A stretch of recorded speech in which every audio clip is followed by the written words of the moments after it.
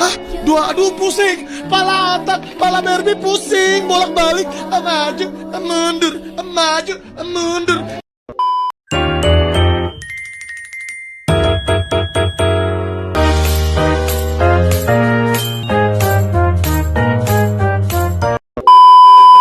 Assalamualaikum anak-anak ibu.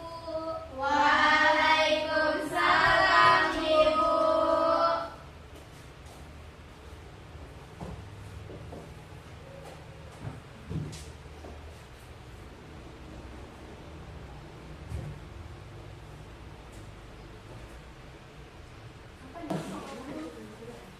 Selamat pagi anak-anak. Pagi ibu.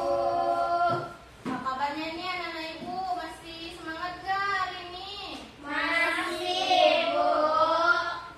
Oke, sebelum kita mulai pelajaran kita pada hari ini, kita berdoa dulu ya. Kepada ketua kelas boleh dipimpin? Aku bu, ya siap. Baik, sebelum kita memulai pembelajaran, apa baiknya kita berdoa. Berdoa dimulai. Berdoa selesai. Terima kasih kepada ketua kelas. Sebelum kita mulai, ibu cek hadirannya ya anak-anak. Baik bu. Tiara Novembra hadir. Hadir bu. Sisil hadir ibu. Siti Vio hadir bu. Sasabila hadir bu. Saskia Ersa Putri hadir bu. Saskia Hanifah hadir bu. Ini dua ya Saskianya. Iya bu. Oke baik, kita masuk ke materinya aja ya. Nah anak-anak, pada pertemuan kita hari ini kita akan Baik anak-anak, pada pertemuan hari ini kita akan belajar mengenai manajemen waktu. Anak-anak sebelumnya udah tahu belum apa itu manajemen waktu? Tidak. Oke, berhubungan anak-anak belum mengerti, cocok ya kita belajar hari ini. Sebelumnya, kenapa sih ibu perlu mengajarkan anak-anak mengenai manajemen waktu ini? Nah, manfaatnya bagi kalian itu agar kalian memahami apa itu manajemen waktu, kemudian bagaimana pentingnya mengatur waktu itu dalam sehari-hari, kemudian anak-anak juga mampu menyusun jadwal waktu anak-anak sehari-hari gitu. Baik, tanpa berlama-lama kita masuk ke materinya aja ya. Ya bu. Boleh saya selanjutnya. Nah, pernahkah anak-anak sekalian pernah merasakan tugas menumpuk, waktu terasa kurang, kemudian bingung harus mulai dari mana? Siapa yang pernah merasakan hal tersebut? Ayo tangan. Oke, siapa yang setiap hari yang rasanya tugasnya menumpuk terus? Ayo tunjuk tangan. Wah, anak ibu rajin ya, tugasnya nggak pernah menumpuk, bagus deh. Nah, Saskia, kenapa tuh Saskia? Kalau boleh tahu kenapa tugasnya bisa menumpuk? Karena ditunda-tunda terus ibu kerjanya. Oke, Saskia tugasnya menumpuk karena ditunda ya. Kemudian siapa juga yang pernah merasakan kalau dalam satu hari itu waktunya terasa kurang gitu, kayak waktunya cepet kali berlalu gitu? Ya pernah kan sih Sil, kayak dalam sehari, kok cepet kali sih waktunya berjalan gitu, padahal cuma tiduran sebentar, cuma scroll TikTok sebentar gitu. Kemudian bingung harus mulai dari mana, kayak aduh aku mau mulai ini gimana ya, dari mana ya, kayak mau bikin tugas bingung mau mulai dari pengertian apa dari catatannya dulu, latihannya dulu gitu. Nah itu tuh yang anak-anak terjadi pada anak-anak itu tanda anak-anak perlu memanajemenkan waktunya. Nah apa sih itu manajemen waktu? Jadi manajemen waktu itu cara untuk anak-anak sekalian mengatur dan menggunakan waktu sebaik-baiknya supaya waktu untuk belajar, bermain, dan istirahatnya itu seimbang. Jadi saat dalam satu hari itu anak-anak tahu jadwalnya untuk belajar itu kapan, untuk bermain itu kapan, untuk istirahat itu kapan, dan untuk banyak hal itu kapan.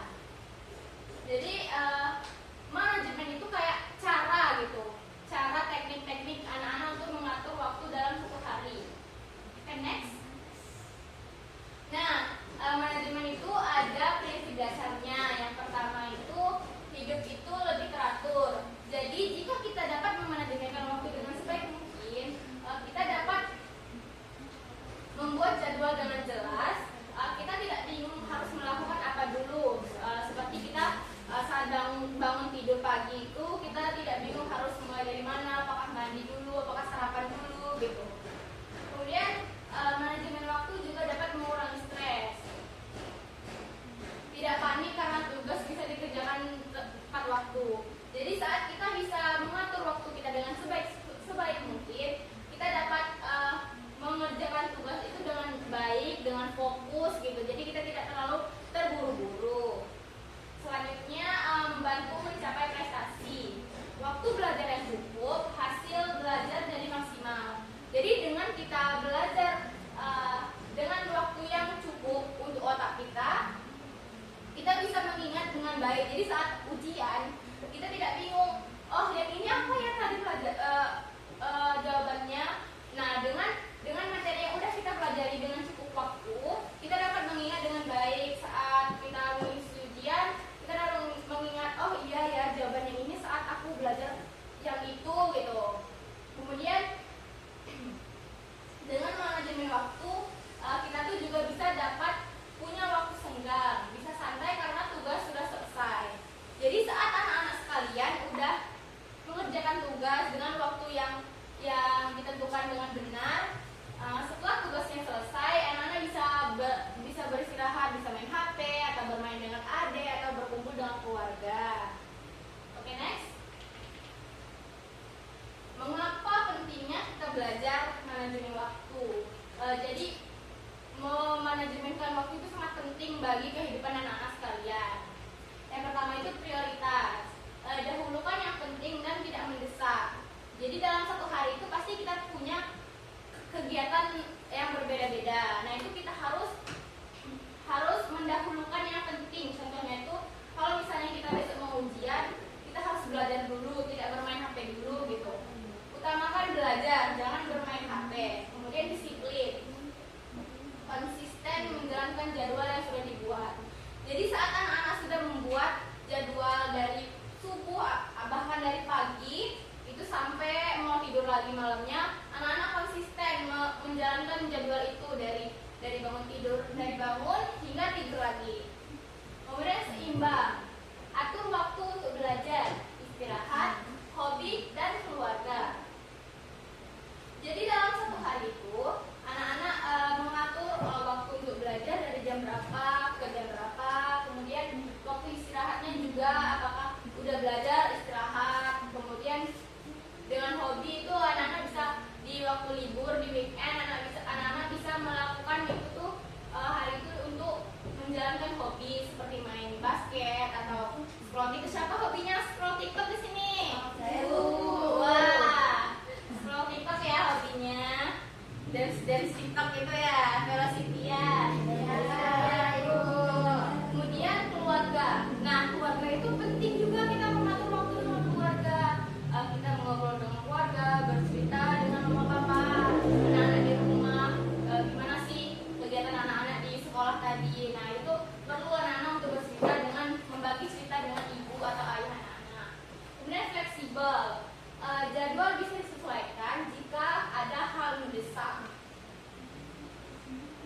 Jadi saat ada hal misalnya kayak tiba-tiba dapat telepon, ini ada keluarga yang kecelakaan, anak-anak itu bisa mengatur waktunya dengan datang ke tempat yang lebih penting itu dengan. Nah, jadi itu dia mengapa pentingnya kita belajar mengenai manajemen waktu.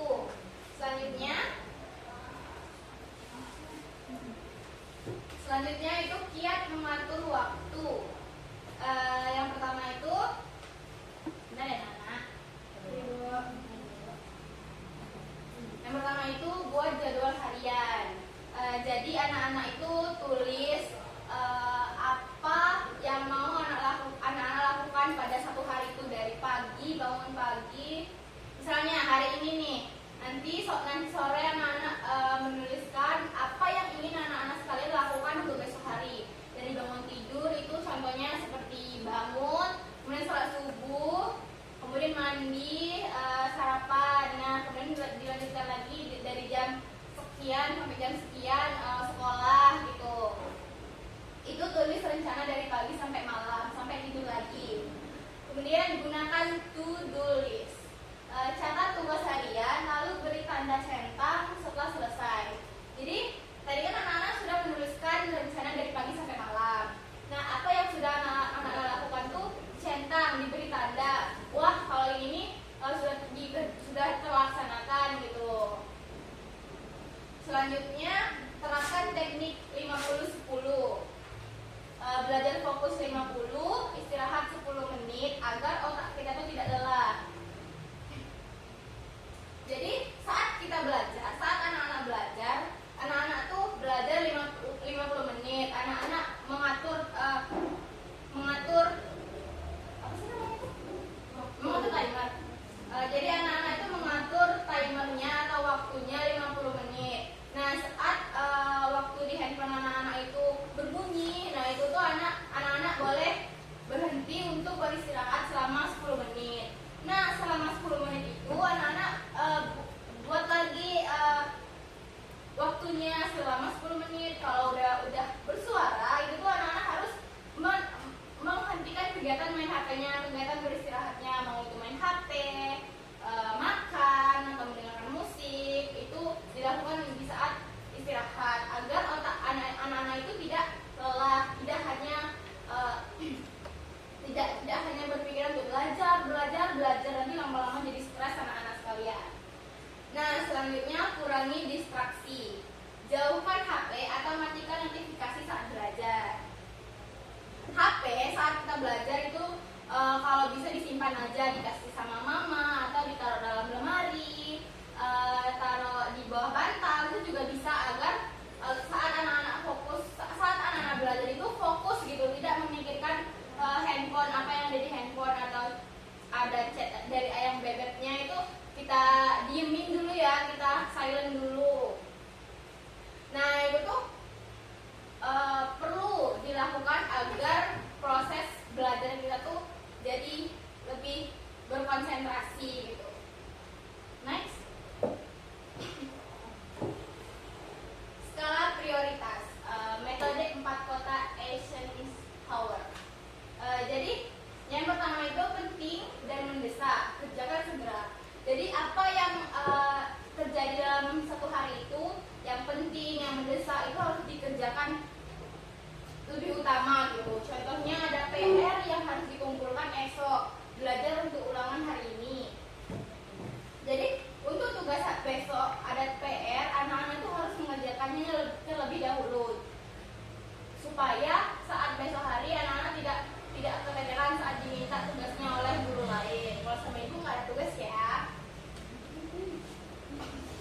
Kemudian penting dan tidak mendesak, itu dijadwalkan. Nah, maksudnya itu kayak saat mengerjakan tugas proyek yang masuk ke minggu lagi, itu anak-anak bisa jadwalkan apakah itu 5 hari sebelum pengumpulan anak mengerjakannya, apakah 2 hari, apakah 3 hari gitu.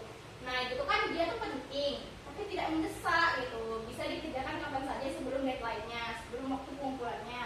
Selanjutnya tuh yang ketiga ada tidak penting dan mendesak. Itu namanya delegasi. Nah, contohnya tuh membantu teman mengerjakan tugas kelompok. Selanjutnya tidak penting dan tidak mendesak. Itu kita hindari. Jadi yang tidak penting jangan kita lakukan. Contohnya tuh main game terlalu lama, membuka media sosial tanpa tujuan. Kan saat kalau kita main game seharian full itu kan tidak penting kan, dan juga tidak ada gunanya bagi kita. Mungkin ada gunanya bagi orang-orang tertentu, tapi untuk seperti kalian, murid-murid sekolah kalian, itu tidak penting anak-anak untuk main game seharian full tuh. Next. Nah, ibu ada contoh jadwal harian. Di sini siapa yang bisa bantu ibu untuk membacakan jadwal hariannya? Terus Bu. Oke, terima kasih Olive. Boleh Olive dibantu ibu untuk membacakan contoh jadwal hariannya? Yang saya sendiri kan Bu. Oh ini. Oke. Contoh jadwal harian. Pagi bangun tidur, ibadah sekolah. Siang sekolah, kegiatan ekstrakurikuler.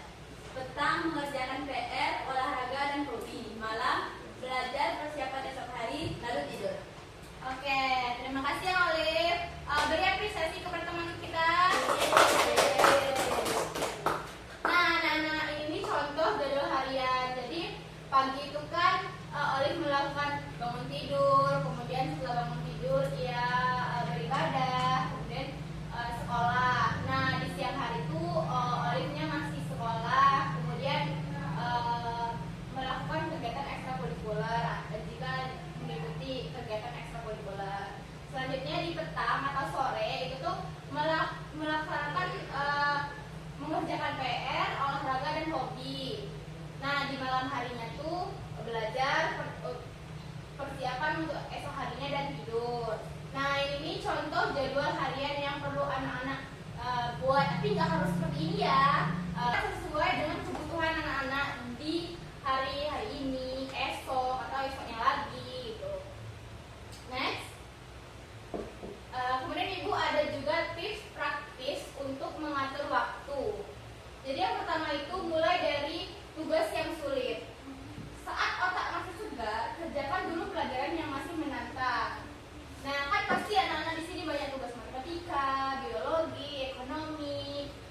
Nah, menurut anak-anak dari pelajaran yang anak-anak pelajari di sekolah ini, apa pelajaran yang paling susah gitu? Matematika. Nah, matematika susah kan?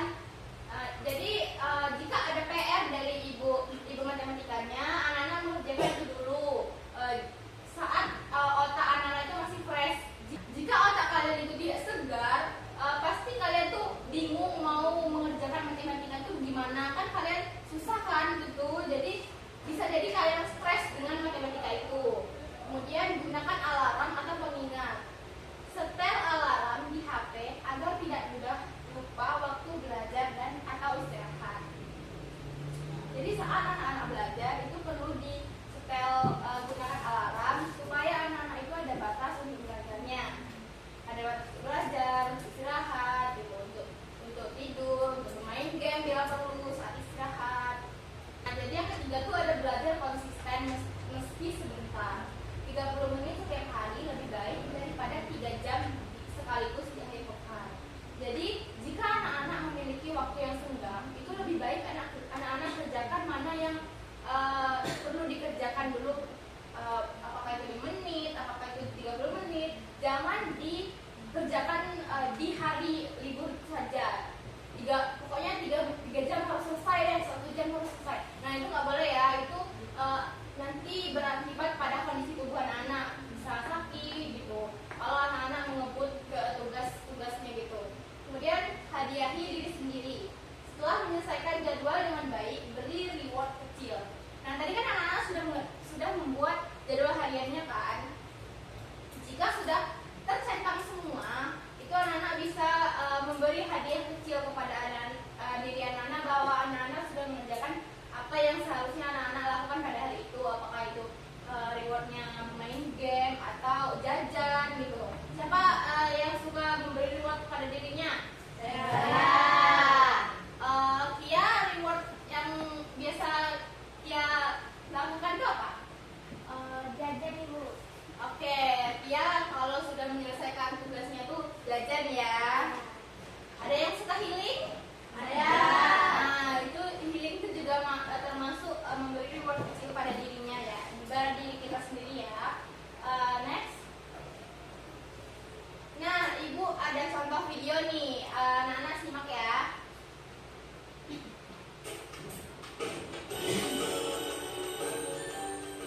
Halo semuanya, perkenalkan nama saya Alvania Purba.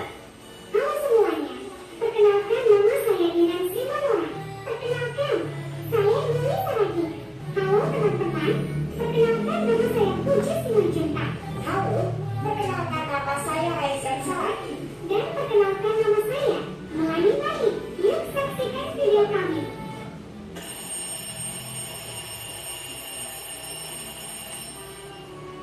Terlihat siswa yang terlambat ke sekolah. Dia mematikan alarm, kemudian tidur kembali. Nah, bangunlah nanti kamu terlambat ke sekolah. Ini sudah jam berapa? Terlihat siswa yang terlambat melihat jam dan ia langsung bergegas dari tempat tidurnya dan siap-siap untuk sekolah. Nah, ibu sudah menyiapkan sarapan di meja. Sarapanlah dulu, nak. Tidak sempat, Bu. Aku sudah terlambat dan aku mau pergi ke sekolah. Selamat pagi, anak-anak. Pagi, Bu.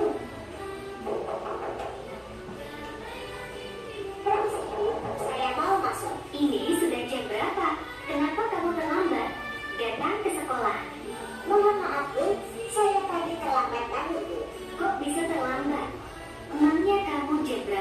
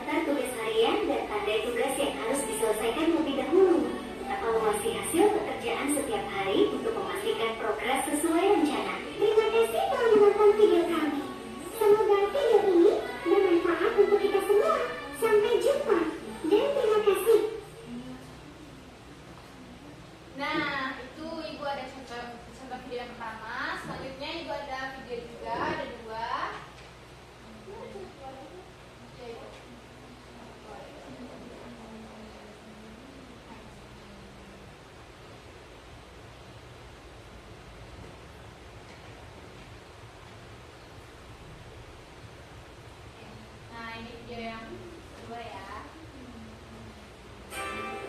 Kegiatan Dina.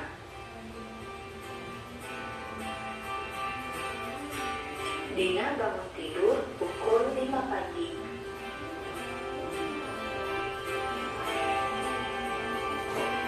Setelah itu, dia menyikat gigi dan mandi.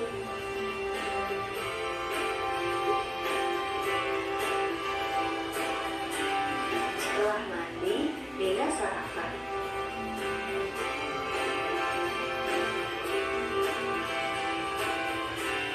Lalu, Dina berangkat ke sekolah pukul 6 pagi.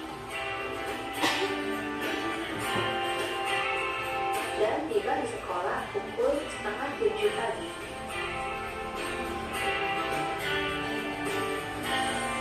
Pukul 12 siang, Dina pulang dari sekolah.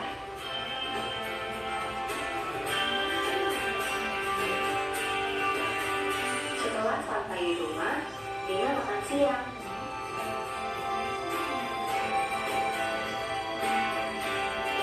Di sore hari, Dina berolahraga.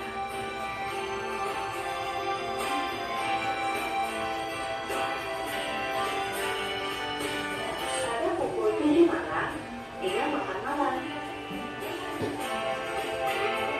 Setelah itu, dia belajar.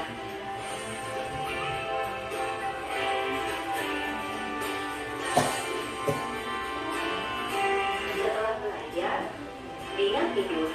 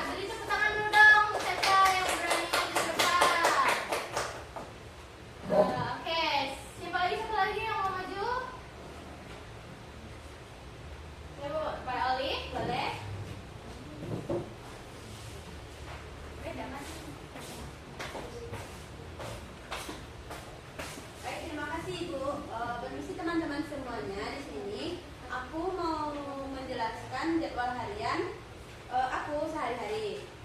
Yang pertama dari jam 4.45 sampai jam 5.30 aku bangun pagi dan olahraga ringan. Kemudian dari jam 5.30 sampai jam 6.30 aku mandi, sarapan, dan persiapan ke sekolah. Kemudian dari jam 6.30 sampai jam 14.00 aku belajar di sekolah. Kemudian jam 14.00 sampai jam 15.30 aku istirahat dan makan siang. Kemudian jam 15.30 sampai jam 17.00 aku mengikuti les atau belajar mandiri. Setelahnya jam 17.00 sampai jam 18.00 aku membantu orang tua atau hobi. Selanjutnya jam 18.00 sampai jam 19.00 aku ibadah dan makan malam. Selanjutnya jam 19.00 sampai jam 20.00 aku menyelesaikan tugas sekolah. Dan yang terakhir dari jam 20.00 sampai jam 21.00 waktu santai dan tidur. Begitupun sehari-harinya. Oke, sekian yang dapat saya sampaikan. Terima kasih. Assalamualaikum warahmatullahi wabarakatuh. Waalaikumsalam warahmatullahi wabarakatuh.